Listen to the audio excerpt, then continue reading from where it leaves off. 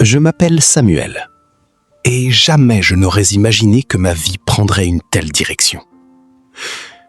Tout a commencé par une rencontre, simple, presque anodine, mais qui en réalité allait devenir un véritable tournant existentiel. Elle s'appelait Amina. Son regard était empreint d'une sérénité singulière, et sa manière de parler révélait une profondeur intérieure rare.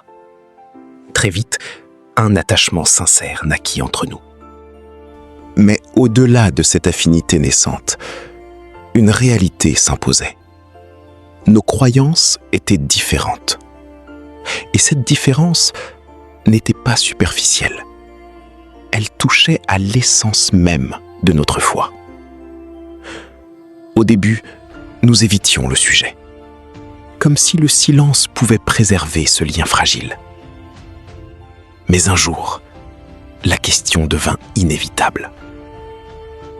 Nous avons parlé, longuement, avec respect, mais avec vérité. Et ce que j'ai découvert, ce n'était pas seulement une différence religieuse. C'était une quête, une soif spirituelle, une recherche sincère de Dieu. Et cela m'a profondément touché. Car au lieu de créer une distance, cela éveilla en moi une responsabilité. Non pas celle de convaincre, mais celle de témoigner. Alors, avec une douceur délibérée, je partageais ma foi, sans pression, sans confrontation, mais avec une authenticité désarmante.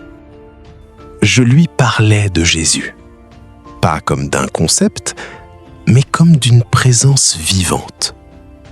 Et peu à peu, quelque chose changea. Pas brusquement, mais profondément. Ses questions devinrent plus nombreuses, ses réflexions plus intenses. Et un jour, elle me dit « Et si ce que tu crois était vrai ?» Ce moment fut un point de bascule, car à partir de cet instant, son cœur s'ouvrit à une possibilité nouvelle, une possibilité qu'elle n'avait jamais envisagée. Elle commença à lire, à chercher, à prier différemment. Et plus elle avançait, plus une lumière intérieure semblait s'éveiller. Une lumière progressive, mais irrépressible. Jusqu'à ce jour.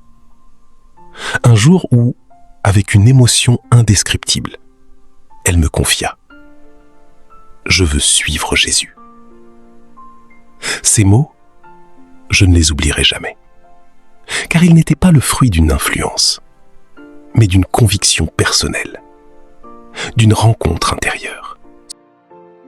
Aujourd'hui, notre histoire n'est pas seulement une histoire d'amour, c'est une histoire de transformation.